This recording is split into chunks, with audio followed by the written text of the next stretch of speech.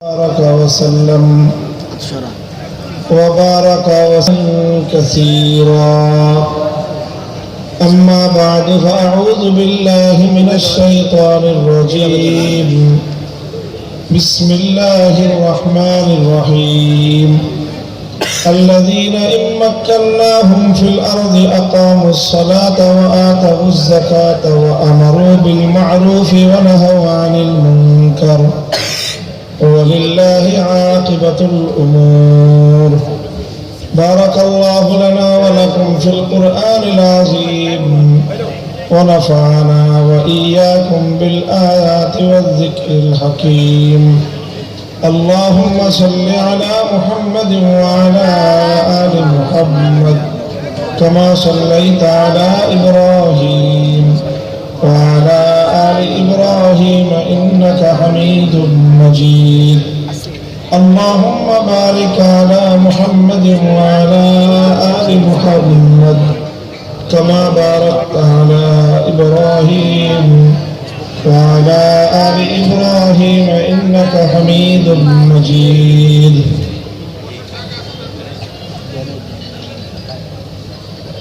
রাত 12:30 বাজে একটা আবাসিক এলাকার মধ্যে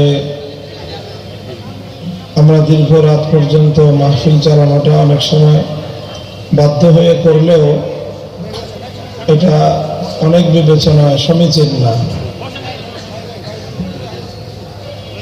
অন্তত আমরা যে কাজটা করতে পারি সেটা যদি সম্ভব হয় যে আমাদের এই মাহফিলের স্তরের বাইরে রাস্তায় যে হর্নগুলো দেওয়া আছে সেই হর্নগুলো যদি বন্ধ করে দেওয়া হয়, আমরা কিছুক্ষণ এখানে আলোচনা করলাম, এতে হয়তো মানুষের কষ্টটা কম হবে, লাঘব হবে। ওটা সম্ভব হয় কিনা ইলতেজামিয়া কমিটির কাছে আমি বিশেষভাবে অনুরোধ করতেছি সেই বিষয়টা লক্ষ্য রাখার জন্য। আর আপনারা যারা এখানে অপেক্ষমান আছেন আপনাদেরকেও আমি শুকরিয়া জ্ঞাপন করছি যে দীর্ঘ রাত পর্যন্ত আপনারা এখানে কোরআন এবং সুন্নাহর আলোচনা শুনবার জন্য আপনারা বসে আছেন, কথা শুনতেছেন আলেমদের। মরহুম হযরত মাওলানা নুরুল ইসলাম রাহিমাহুল্লাহ তাআলা, যিনি বাংলাদেশে খাতমে নবুয়ত আন্দোলনের একজন পুরোধা ব্যক্তিত্ব ছিলেন। মাখজানুল উলুম মাদ্রাসা, জামিয়া ইসলামিয়া মাখজানুল উলুম খিলগাঁও মাদ্রাসা, যার হাতে প্রতিষ্ঠিত হয়েছে এবং দীর্ঘদিন পর্যন্ত যার নেতৃত্বে সুচারুরূপে পরিচালিত হয়েছে, তিনি আজ নেই। আমি সর্বশেষ আমরা যখন কারাগারে বন্দী হই তখন হুজুর হায়াতে ছিলেন, জীবদ্দশায় ছিলেন। তিনি আমাদের মুক্তির জন্য অনেক চেষ্টা এবং ফিকির করতেছিলেন। ওই অবস্থায় আল্লাহ পাক রব্বুল আলামিন ওনাকে তুলে নিয়ে গেছেন। কাজেই আমার মুক্তির পরে মাখজানুল উলুম মাদ্রাসার এটা প্রথম মাহফিল, সেই হিসাবে এখানে আমার আগমন। আমি আসলে আরো আগে থেকে কয়েকটা প্রোগ্রামের সাথে ইনভলভ ছিলাম, এই জন্য যথাসময়ে আমি উপস্থিত হতে পারিনি। এই জন্য আপনাদের সকলের কাছেই আমি দুঃখ প্রকাশ করছি। মুহতারাম হাজিরিন, অন্য কথা বেশি দীর্ঘায়িত না করে যে আয়াতটুকু আমি তেলাওয়াত করেছি আপনাদের সম্মুখে, এই আয়াতকে সামনে রেখে একটা গুরুত্বপূর্ণ বিষয়ে আমি আপনাদের দৃষ্টি আকর্ষণ করতে চাই। এটা ঢাকার একটা গুরুত্বপূর্ণ এলাকা খিলগাঁও।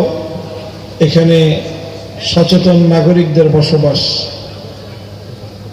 শিক্ষিত জনপদ এটা একটা। আর তাছাড়া এই ময়দানটাও একটা শিক্ষা প্রতিষ্ঠানের মাঠ। সব মিলায়ে একটা গুরুত্বপূর্ণ জলসা এটা, এবং সমাজের খুব গুরুত্বপূর্ণ কিছু মানুষ এখানে আমাদের আলোচনা শুনছেন। আমি কোরআনে পাকের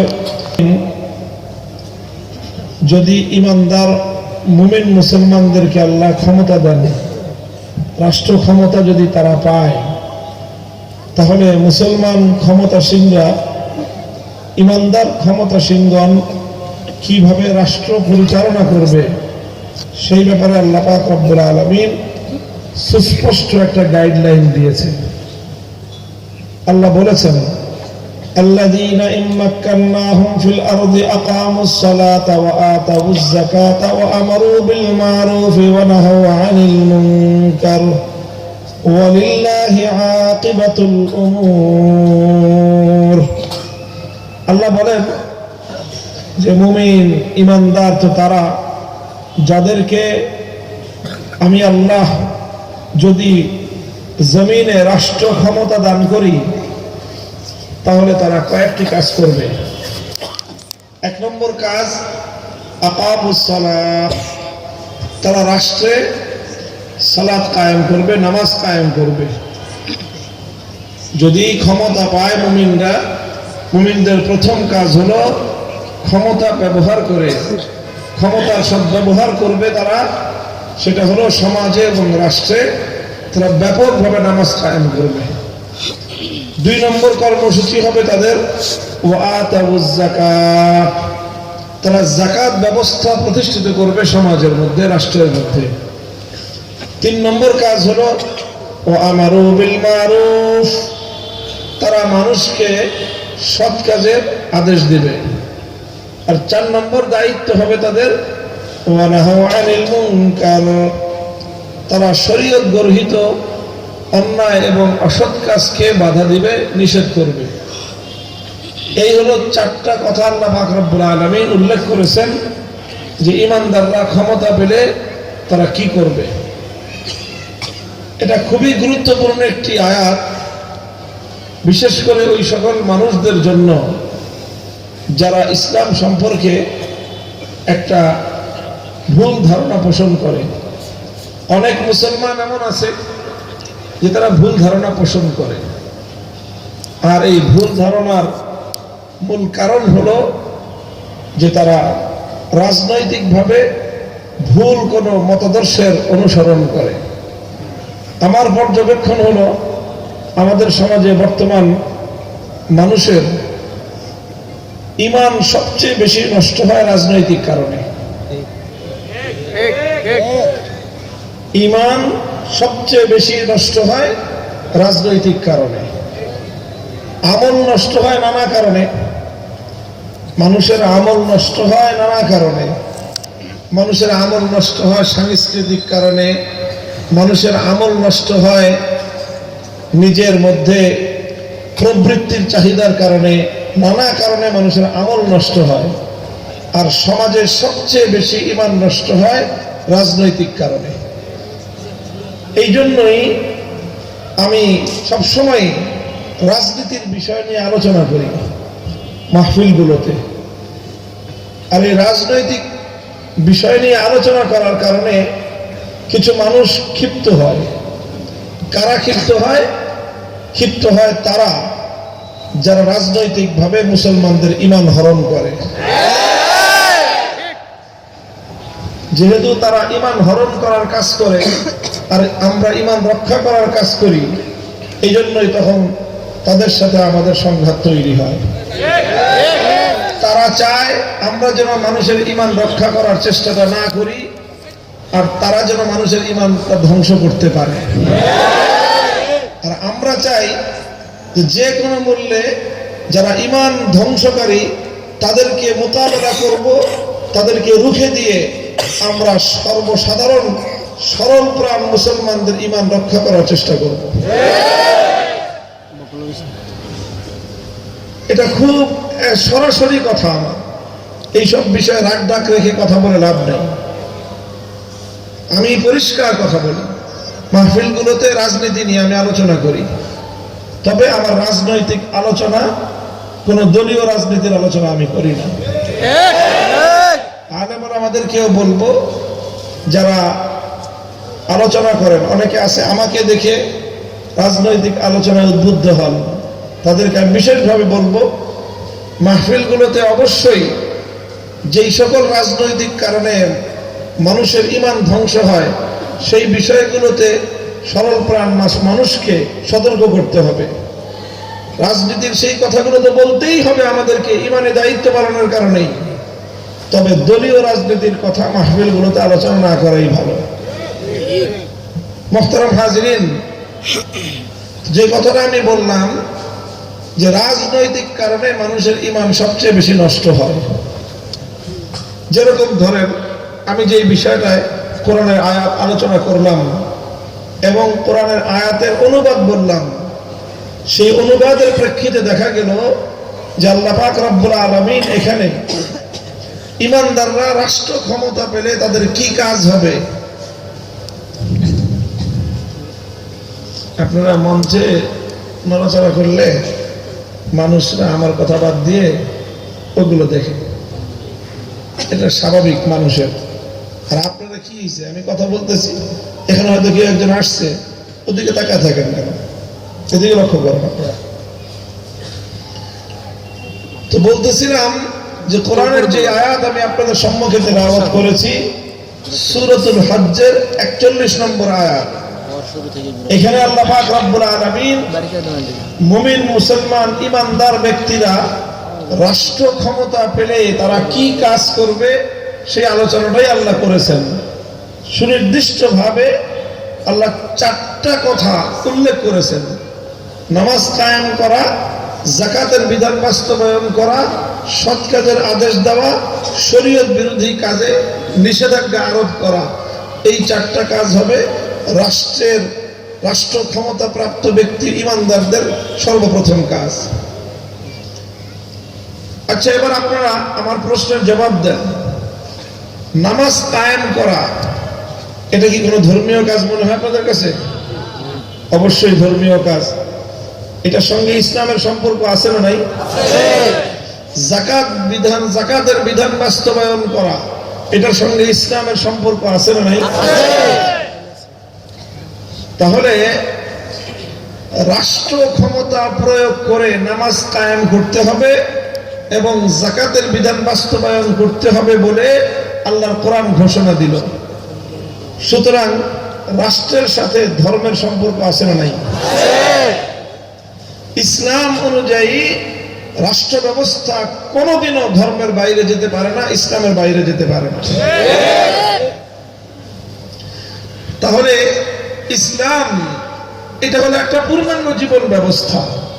এখানে মানুষের ব্যক্তিগত জীবনের বিধিনিষেধ রয়েছে, আইন কানুন রয়েছে, মানুষের পরিবার জীবনের দিক নির্দেশনা রয়েছে, মানুষের অর্থনৈতিক জীবন, ব্যবসায়িক জীবন, তার প্রফেশনাল জীবন, কর্মজীবন, সব বিষয়ে যেরকম গাইডলাইন রয়েছে, ঠিক একইভাবে কিভাবে রাষ্ট্র চলবে, কিভাবে রাজনীতি করতে হবে, সেই বিষয়েও ইসলাম পরিপূর্ণ দিক নির্দেশনা দিয়েছে।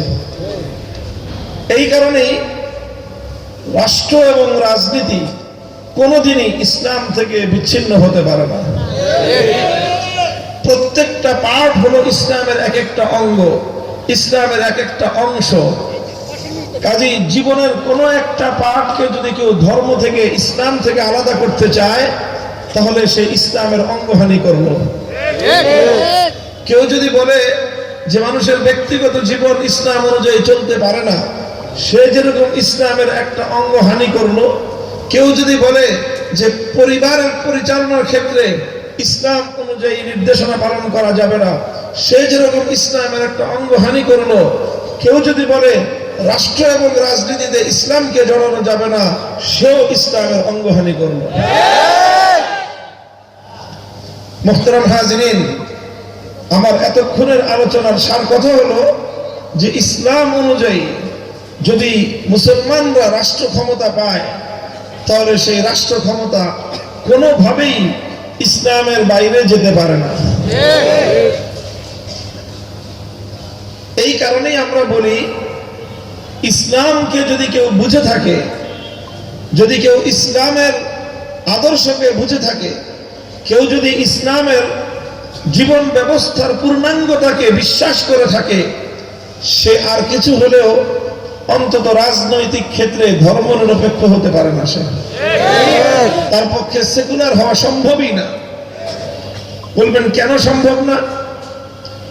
কারণ সেকুলারিজম ধর্মনিরপেক্ষতাবাদ যেটাকে অনুবাদ করতেছেন ওরা, সেই সেকুলারিজমের অর্থটা কি?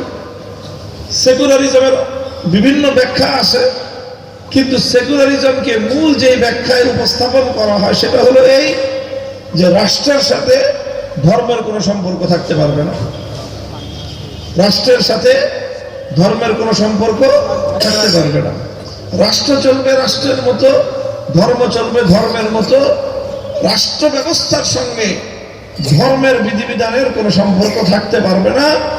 ধর্মের আলোকে রাষ্ট্র চালানো যাবে না। এটাই হলো সেকুলারিজমের মূল কথা। এখন বলেন, ইসলাম বলতেছে রাষ্ট্র কোনোভাবেই ধর্মের বাইরে যেতে পারবে না। সেকুলারিজম বলতেছে রাষ্ট্র কোনোদিন ধর্মের সঙ্গে সম্পৃক্ত হতে পারবে না। তাহলে একজন মানুষ একই সাথে ইসলাম এবং সেকুলারিজমের আদর্শ অনুসরণ করতে পারবে না? কোশ্চেন কেন পারবে না? কারণ এই দুটো মতাদর্শ সম্পূর্ণ সাংঘর্ষিক এবং বিরোধপূর্ণ। একই সঙ্গে যেরকম একজন মানুষকে যদি বলা হয়, একজন বলল তুমি ঘরের ভিতরে থাকো, আরেকজন বলল তুমি ঘরের বাইরে থাকো, তো ঘরের ভিতরে থাকা আর ঘরের বাইরে থাকা একসঙ্গে দুটো নির্দেশ একজন মানুষের পক্ষে বাস্তবায়ন করা সম্ভব সম্ভব না। একই সঙ্গে যেরকম ঘরের ভিতরে এবং ঘরের বাইরে থাকা সম্ভব না, ঠিক একইভাবে একই সঙ্গে রাষ্ট্রকে ধর্ম থেকে বিচ্ছিন্ন করা আবার রাষ্ট্রকে ধর্ম অনুযায়ী পরিচালনা করা, এই দুটো একসঙ্গে পালন করা সম্ভব নয়। এই জন্য অন্যান্য ধর্মাবলম্বীদের জন্য সেকুলারিজম তথা ধর্মনিরপেক্ষ মতবাদ কোনো সমস্যার কিছু না। এই জন্য অন্যান্য ধর্মাবলম্বীরা সেকুলার হতে পারে, ধর্মনিরপেক্ষ হতে পারে। একজন হিন্দু খুব সহজেই সে ধর্মনিরপেক্ষ হতে পারে। একজন খ্রিস্টান সে খুব সহজেই ধর্মনিরপেক্ষ হতে পারে, সেকুলার হতে পারে। একজন বৌদ্ধ সেও সেকুলার হতে পারে, তার কোনো সমস্যা নেই। কেন সমস্যা নেই? কারণ সে যদি সেকুলার হয় তাকে তার ধর্মের বিরুদ্ধাচরণ করতে হয় না।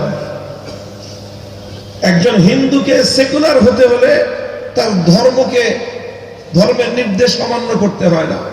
একজন বৌদ্ধ সেকুলার হতে চাইলে ধর্মের নির্দেশ অমান্য করতে হয় না।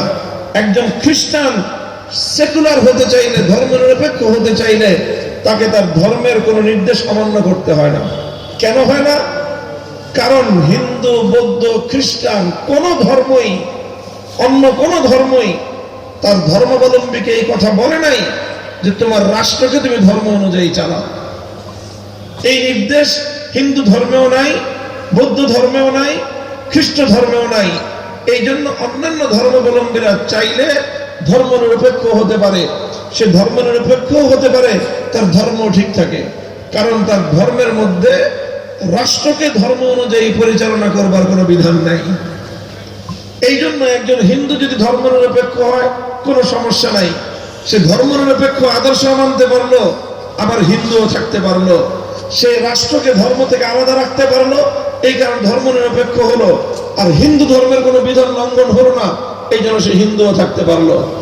একই কথা বৌদ্ধের ক্ষেত্রে, একই কথা একজন খ্রিস্টানের ক্ষেত্রে।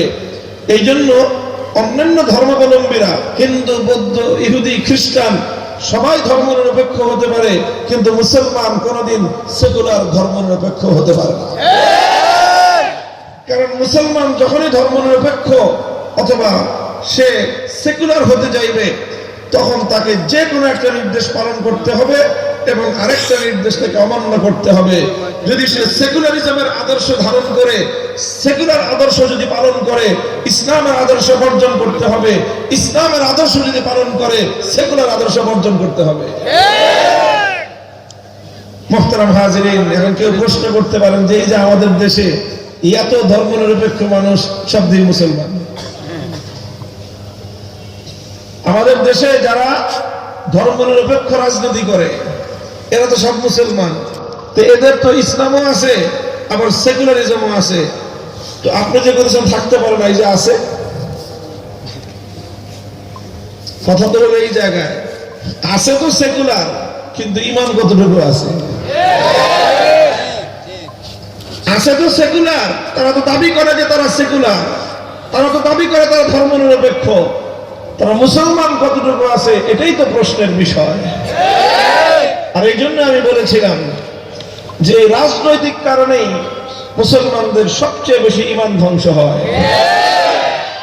এই এক আওয়ামী লীগ কত মানুষের ঈমান হরণ করেছে হিসাব আল্লাহই জানে। আল্লাহ পাক এদেরকে হেদায়েত নসিব করেন। নিজেদের ঈমান তো নিজেরা খাইছেই, কোটি কোটি মানুষের ঈমান ধ্বংস করেছে। যত মানুষ এই আওয়ামী লীগের রাজনৈতিক দর্শনকে মেনে নিয়েছে কারো ঈমান নাই। তাহলে আমি কেউ প্রশ্ন করবেন, তাহলে কি হুজুর আপনি কি বলতে চান যে আওয়ামী লীগ যারা করে সব কাফের বেঈমান? বলতে চাই না, তবে যে কোনো একটা অবশ্যই বলতে হবে। যারা নিজেদেরকে রাজনৈতিক মতাদর্শ হিসেবে নিজেদেরকে সেকুলার বলে যারা দাবি করে, তাদের ব্যাপারে দুইটা মন্তব্যের বাইরে তৃতীয় মন্তব্য করার সুযোগ নাই। কয়টা মন্তব্য করা যাবে? তৃতীয় মন্তব্য করার সুযোগ। প্রথম মন্তব্য হলো, যদি সেকুলারিজমকে সে বুঝে শুনে করে থাকে তাহলে তার ঈমান নাই, স্পষ্ট কথা। তাহলে প্রথম মন্তব্য হলো যারা সেকুলার তারা বেঈমান, যদি বুঝে শুনে সেকুলারিজম করে থাকে। দ্বিতীয় কথা হলো, আর যদি সেকুলারিজমকে না বুঝে শুনে করে থাকে, ঈমান আছে কিন্তু তারা গণ্ডমূর্খ। যারা সেকুলারিজমের রাজনীতি করে তারা হয় বেঈমান না হয় মূর্খ। তিন নম্বর মন্তব্য করার সুযোগ নাই। চ্যালেঞ্জ করলাম আমি। কিভাবে বলবেন আপনি? বলতে হবে হয় সেকুলারিজম বুঝে নাই, না বুঝে জোর করে একটা একটা ভুলভাল বুঝ দিয়ে সেকুলারিজমের রাজনীতি করতেছে, আবার নিজেদেরকে মুসলমান বলে পরিচয় দিচ্ছে। হয় বলতে হবে যে সে গণ্ডমূর্খ, আর না হয় বলতে হবে সে বেঈমান। মুহতারাম হাজিরিন, বিষয়টা খুব জটিল বিষয়, ঈমানের সঙ্গে সম্পৃক্ত বিষয়। আফাতুমিনুনা বিবাদিল কিতাবি ওয়া তাকফুরুনা বিবাদিন ফামা জাযাউ মান ইয়াফআলু যালিকা মিনকুম ইল্লা খিzyun ফিল হায়াতিদ দুনিয়া ওয়া ইয়াউমাল কিয়ামাতি ইউরাদ্দুনা ইলা আশাদ্দিল আযাব। আল্লাহ বলেছেন যে আল্লাহর কিতাব অংশ মানবা, কিছু অংশ মানবা, কিছু অংশ মানবা না। ইসলামের বিধান কিছু অংশ মানবা, কিছু অংশ মানবা না। ইসলামের বিধান মসজিদে মানবা, রাজনীতিতে মানবা না। ইসলামের বিধান ব্যক্তিগত জীবনে মানবা, পরিবার জীবনে মানবা না। ইসলামের বিধান ব্যবসা বাণিজ্যের ক্ষেত্রে মানবা, রাজনীতির ক্ষেত্রে মানবা না। আল্লাহর কোরআন বলেছে যারা এই ধরনের ইসলামের বিধানের মধ্যে বিভক্তি টানবে, যারা ইসলামের বিধানের মধ্যখান দিয়ে বিভেদের দেয়াল টানবে, দুনিয়াতে তাদের শাস্তি হলো লাঞ্ছনা, পরকালে চিরস্থায়ী জাহান্নামের আযাব।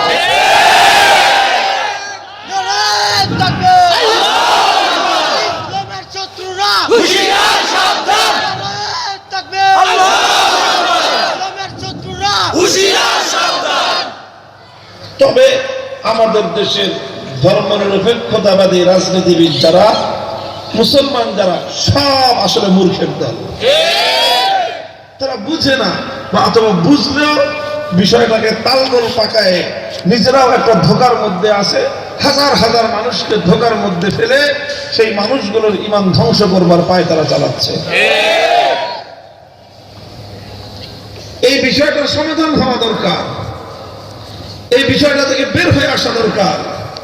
মুসলমানরা সারা দুনিয়া ব্যাপী আজ আলহামদুলিল্লাহ এই জাগরণ শুরু হয়েছে, এই জাগরণ শুরু হয়েছে। আগামী দিনে সারা পৃথিবী জুড়ে ইসলামের বিজয়ের যেই ধারা শুরু হয়েছে, ইনশাআল্লাহ এই ধারা থামবে না।